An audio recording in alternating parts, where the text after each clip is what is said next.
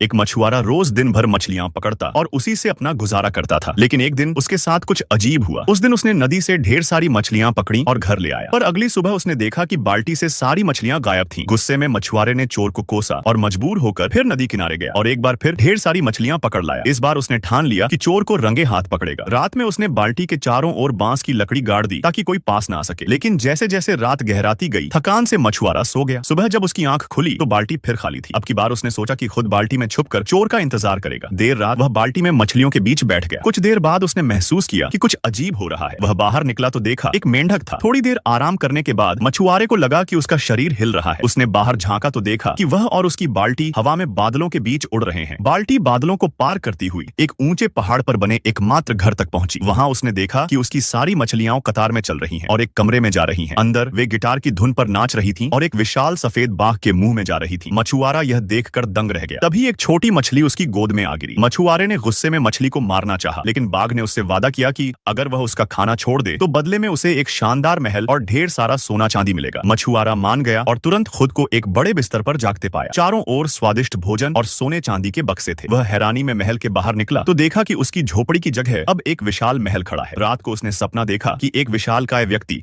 उसे पकड़कर इसी महल में बंद कर देता है। वह डर के मारे जागा और अपना सारा सामान गिनने लगा। अब उसे हमेशा अपना धन खोने का डर सताने लगा और वह सारी रात जागकर उसकी रखवाली करने लगा। एक दिन दरवाजे पर दस्तक हुई। उसने बाहर देखा एक मेंढक था। मछुआरे ने उसे मारना चाहा, लेकिन तभी पास पड़ी टोकरी में उसे एक बच्चा दिखाई दिया। साथ ही एक पत्र था जिसे उसने पढ़ा तो पता चला कि यह वही बच्चा है जो उसके सपनों में आता था। मछुआरा डर गया। वह अपनी दौलत खोना नहीं चाहता था, इसलिए उसने ठान लिया कि इस बच्चे को जंगल में छोड़ आएगा जहाँ वह पहले लकड़ी काटा करता था। बच्चे को छोड़कर वह लौट रहा था कि बारिश शुरू हो गई। तभी उसने दूर वही बच्चा देखा और उसे अपना बचपन याद आ गया, जब वह भी अनाथ और अकेला था। उसका दिल पिघल गया। उसने बच्चे को गोद में उठा लिया और निश्चय किया कि अब वह उसे अपनाकर उसका ख्याल रखेगा। वे साथ खेलते और हंसते रहे और समय यूं ही बीत गया। बच्चे की मासूम मुस्कान में उसे इतनी खुशी मिली कि वह अपना धन खोने के डर को भूल गया।